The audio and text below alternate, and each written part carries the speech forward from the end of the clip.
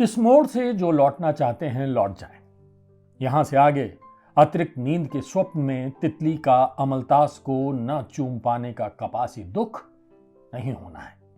यहां से आगे महुआ की गंध से देश के विस्थापन का घाव भर लेना नामुमकिन होगा। यहां से आगे ठुमरी पर बजता पखावज सदियों दूर से आती मानुष चीख में बदल जाएगा। यहां से आगे कत्थक करते कमल दल से पांव मानिश लोहू में डूबने लगते हैं। इस मोड़ से जो लौटना चाहते हैं लौट जाएं।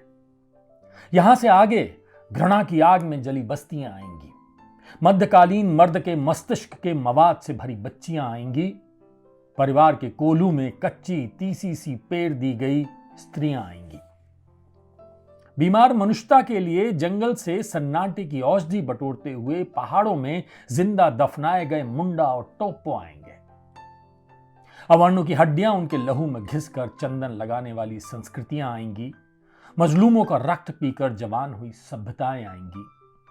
वध की भाषा में कत्ल की कथाएं आएंगी। यहां से आगे ऐसा बहुत कुछ आएगा जिससे निपटने के लिए यहां से बहुत बहुत पीछे जाना होगा। यहां से आगे लाशों से पटे धर्मस्थलों के गर्भगृह में बर्बरता की करुणा से तर्क युद्ध लड़े जाएंगे। यहां से दुख नहीं, दुख के कारण आएंगे। यहां से आगे बहसों का अंधार आएगा। यहां से आगे पुनर्व्याख्याओं की लू चलेगी। जिनकी चेतना के गुणसूत्र अनुकूल नहीं हैं, ऐसे मौसम के लिए वे लौट जाएं। बहुत भीषण है यहां से आगे कलाओं की दुनिया। बहुत दुर्गम है यहां से आगे संवेदनाओं के रास्ते। यहां से बदलते हैं कहानी के पात्र। यहां से बदलती है कविता की भाषा। यह इस नई सदी और सभ्यता का आखिरी मोड़ है। इस मोड़ से जो लौटना चाहते हैं लौट जाएं।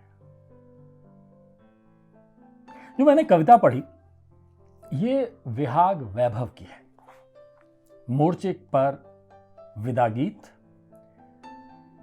विहाग बहुत कम उम्र है, युवा हैं और क्या गजब की कविताएं लिखते हैं। ये उनका कविता संग्रह अभी आया है राजकमल पेपरबैक से, मोर्चे पर विदा गीत, जिससे मैं आपको कुछ कविताएं सुना रहा हूं। अद्भुत लिखते हैं, कमाल लिखते हैं, आपकी चेतना को झंझोड़ देते हैं। अगर जरा सी भी मनुष्यता आपके अंदर बाकी है ना, तो इन कविताओं को सुन के हो सकता है आप सोचने पर विवश हो जाएं। हो सकता है आपके आंसू निकल पड़े। हो सकता है आप कहें कि ये क्या है यार। चलिए अगली कविता मैं आपको सुना रहा हूं। इसका शीर्षक है हलफनामा। ऐसे ही रैंडम मैंने कुछ कविताएं सेलेक्ट कर ली हैं। कि प्रेम में हम उतना खुश नहीं रहे बिछो में जितनी झेली पीड़ा। प्रेम में हम उतना खुश नहीं रहे बिछो में जितनी झेली पीड़ा। अब बीता हुआ प्रेम पुश्तैनी कर्ज का दुख है। समय के साथ बढ़ता ही जाता, मूल से अधिक चुकाया है सूद। विहाग वैभव की कविताएं सुना रहा हूं मैं आपको। मोर्चे पर विदा गीत उनका काव्य संग्रह है। ओझौती जारी है। अभी सुनिए कि तपते तवे पर डिग्रियां रखकर जवान लड़के जोर से चिल्लाए रोजगार। बिखरे चेहरे वाली अधनंगी लड़की ने हवा में खून सना सलवार लहराया और रोकर चीखी न्याय। मोहर लगे बोरे को लालच से देख हंसियां जड़े हाथों को जोड़ किसान गड़गड़ाया अन्न। उस सफेद कुर्ते वाले मोटे आदमी ने योजना भर राख दे मारी इनके मुंह पर, मुस्कुराकर कहा बबूत। विहाग वैभव की कविताएं मैं आपको सुना रहा हूं। सोचिए, सुनिए और सोचिए कि विहाग क्या कहना चाह रहे हैं। उनके अंदर कौन सी आग है। लड़ने के लिए चाहिए क्या चाहिए? लड़ने के लिए विहाग क्या कहते हैं कि लड़ने के लिए चाहिए थोड़ी सी सनक, थोड़ा सा पागलपन और एक आवाज को बुलंद करते हुए मुफ्त में मर जाने का हुनर। बहुत समझदार और सुलझे हुए लोग नहीं लड़ सकते कोई लड़ाई, नहीं कर सकते कोई क्रांति, जब घर में लगी हो भीषण आग, आग की जद में हो बहनें और बेटियां, तो आग के सीने पर पांव रखकर बढ़कर आगे उन्हें बचा लेने के लिए नहीं चाहिए कोई दर्शन या कोई महान विचार। चाहिए तो बस थोड़ी सी सनक और थोड़ा सा पागलपन और एक खिलखिलाहट को बचाते हुए बेवजह झुलस जाने का हुनर। आहा। जब मनुष्यता डूब रही हो बहुत काली आत्माओं के पाटों के बीच बहने वाली नदी में, तो नहीं चाहिए कोई तैराकी का कौशल ज्ञान। सांसों को छाती के बीच रोक नदी में लगाकर छलांग डूबते हुए को बचा लेने के लिए चाहिए तो बस थोड़ी सी सनक, थोड़ा सा पागलपन और एक आवाज की पुकार पर बेवजह डूब जाने का हुनर। बहुत समझदार और सुलझे हुए लोग नहीं सोख सकते कोई नदी, नहीं हर सकते कोई आग, नहीं लड़ सकते कोई लड़ाई। विहाग वैभव, मोर्चे पर विदा गीत। क्या कविताएं हैं। आज के दौर में इन कविताओं का पढ़ा जाना, लिखा जाना जितना जरूरी है, उतना ही जरूरी है कि इनका पढ़ा जाना। क्या पढ़ूं मैं इस कविताओं में, जिसको भी मैं उठाता हूं वो सोचने पर वो मुझे विवश कर देती है। ये लड़ाई एक दिन, ये शीर्षक है इस कविता का, ये लड़ाई एक दिन हत्या तक जाएगी। तब तुम नहीं कह सकते कि हत्या एक मनुष्य विरोधी क्रिया है। एक दिन सभी कौवे सरेआम गिद्धों का सिर चबा जाएंगे अपना निवाला छीनने के अपराध में। हम आदम हड्डियों से खेलकर बड़े हुए हैं, हम चमार हैं, हम लोहे की गेंद खेलकर बड़े हुए हैं, हम लोहार हैं, हमारी आंख में पानी और रक्त में आग एक मात्रा में है, हम तेजाब के समंदर पर दौड़ सकते हैं, भूख को चबाकर सो सकते हैं और इसी अभ्यास की बदौलत एक दिन पूरे कुनबे समेत हम अपना हक और जमीन इस सरकार या न्यायालय से मांगेंगे नहीं, हम उसे छीन लेंगे। हम तलवार की धार पर चलकर आएंगे, बंदूक की गोली पर चढ़कर आएंगे, तेजाब की भाप पर चढ़कर आएंगे, मगर यह तय है कि हम आएंगे और ये लड़ाई एक दिन हत्या तक जाएगी। और तब तुम नहीं कह सकते कि हत्या एक मनुष्य विरोधी क्रिया है। विहाग वैभव, मोर्चे पर विदा गीत में इस काव्य संग्रह से ये कविताएं पढ़ रहा हूं। बहुत खूबसूरत, बहुत ही बेचैन करने वाला ये कविता संग्रह है। क्या पढ़ूं और क्या ना पढ़ूं, मेरे सामने उलझन ये है। चलिए 2 कविताएं और पढ़ देता हूं और उसके बाद कोशिकाएं पूछती हैं पता अपना। ये मुझे क्या हुआ कि मुझे अपनी ही चीखें सुनाई पड़ती हैं। अपनी ही अपमानित कलप को देखता रहता हूं और खुद पर दया करके रो देता हूं। मेरा यकीन करिए, विहाग वैभव नाम का एक लड़का बीते साल के आखिरी महीनों में ही मर गया। मेरी आत्मा की पत्रिका में इस बाबत लंबी खबर छपी थी। वो कमबख्त कहता फिरता था पूरे जगत में वो अपने नाम का अकेला प्राणी है और हंस देता था। खबर कहती है मरने के पहले उसने हंसने की इच्छा जाहिर की थी। ये जो मैं हूं, मैं नहीं हूं। मेरी नींदों में स्वप्नों का जहर घोला गया और मैं एक अदद नींद के लिए तरस गया। एक कातिल बेचैनी मेरे गले पड़ गई है। मृत्यु ने कितनी बार मित्रता का निवेदन भेजा है, आंखों से बदन का सारा लहू बाहर आ जाने के लिए आकुल है। हर घड़ी महसूस होता है बस यही घड़ी है आखिरी। मृत्यु से अधिक दुखदाई होता है मृत्यु का इंतजार। मुझसे और नहीं झेला जाता। मैं इस दुनिया को हुक्म देता हूं, जलते हुए डामर से सना बुलडोजर लाओ और मेरी आत्मा को कुचल दो।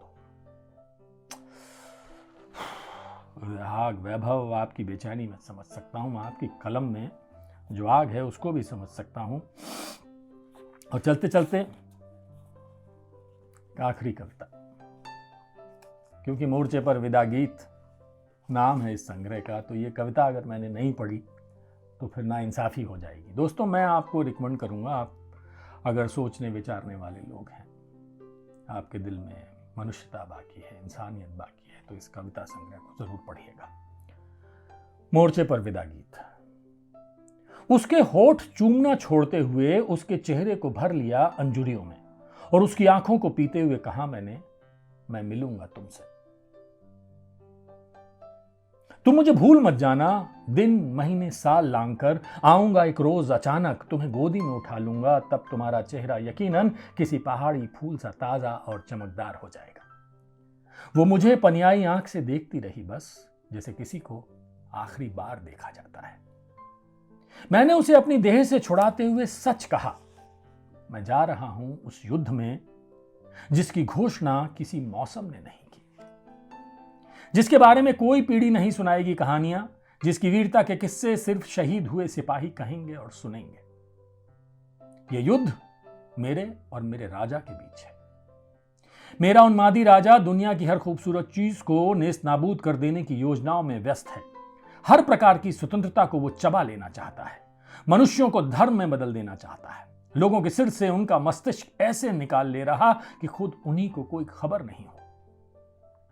राजा जिस भी रास्ते से गुजर रहा है, उधर की हवाओं में वही दुर्गंध फैल जा रही है जो लाखों लाख इंसानों की लाशों के एक साथ जलने से आती है। राजा ने एक ऐसे जानवर को गोद ले रखा है जो अपने अपूजकों की हत्या अपने स्पर्श भर से कर देने की काबिलियत के लिए मशहूर हो रहा है। इतना ही नहीं, मेरा क्रूर राजा तुम जैसी बेकसूर प्रेमिकाओं को कैद करके किसी अनंत अंधेरे में फेंक भी देना चाहता है, सदियों सदियों के लिए, कि प्रेम कोई जघन्य अपराध हो। मेरी बातों से वो और भी उदास हो गई, उसका गला रुंधने लगा और उसकी खूबसूरत आंखें भरभरा गईं। वो समझ गई कि मैं ना लौटने के लिए माफी मांग रहा हूं जब मैं कह रहा हूं मैं मिलूंगा तुमसे। मैंने उसे हिम्मत बंधाई, नहीं, वे मेरी हड्डियों में बारूद भर देंगे, निकाल लेंगे मेरी आंखें, कानों में उबलता तेल डालेंगे, मेरे नाखूनों में कील ठोक कर तुम्हारा नाम पूछेंगे। उस आखिरी घड़ी में मैं तुम्हें याद करूंगा, हृदय की असीम पवित्रता की दीवार पर तुम्हारी मुस्कुराती तस्वीर देखकर। वे बार बार पूछेंगे नाम तुम्हारा और मैं मर जाऊंगा पर नहीं बताऊंगा। तब वे जान जाएंगे ये अंत नहीं है, मेरे जैसा दूसरा आएगा, तीसरा, चौथा, पांचवा और न जाने कितने आएंगे जो अपनी प्रेमिका के लिए अपनी कल्पनाओं जितनी खूबसूरत दुनिया चाहते हैं। वह फपक उठी और धम से मुझसे चिपक गई। मैंने मुस्कुराते हुए अपनी कलम उठाई, किताबों को पहना और कविताओं को पीठ पर लाद कस्बा छोड़ने के पहले कहा, मैं भी नहीं लौटा तो मेरे जैसा दूसरा लौटेगा। तुम उसे मेरे जितना ही प्यार करना, वो उसका हकदार होगा, यूं तो मैं मिलूंगा तुमसे। साथियों, मेरा विदा गीत यहीं खत्म होता है। इस पेड़ को शुक्रिया कहो और चलो उठो। हमें राजा को उसकी वहशी योजनाओं समेत दफन कर देना है और समय रहते लौटना भी तो है अपनी अपनी प्रेमिका की बाहों में। ये इतना कठिन भी नहीं। मोर्चे पर विदा गीत, विहाग वैभव। मैं ये कविताएं पढ़ता रहा और आखिरी कविता जब मैंने पढ़ी, पढ़ते पढ़ते मुझे पता नहीं क्यों अवतार सिंह पाश याद आ गए। विदा गीत उन्होंने भी एक लिखा है और ये आज के दौर का विदा गीत विहाग वैभव ने लिखा है। इस किताब को जरूर खरीदिए, जरूर पढ़िए। कविताओं का सुना जाना या सुनाया जाना जितना जरूरी है, उतना ही उनका पढ़ा जाना भी बहुत जरूरी है। लिखे जाना भी जरूरी है, पढ़ा जाना भी जरूरी है, सुनाना भी जरूरी है। चलिए इश्क करते हैं।